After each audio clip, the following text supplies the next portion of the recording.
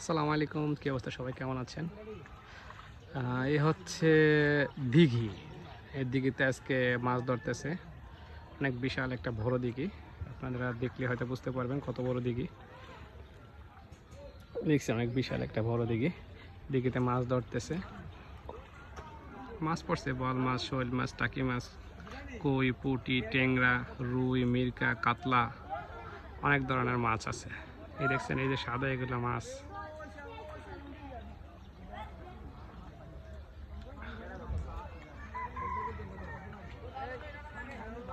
এই যে এগুলো হচ্ছে সব মাছ, মাছগুলো বেশি আছে, অনেক দূরে তো।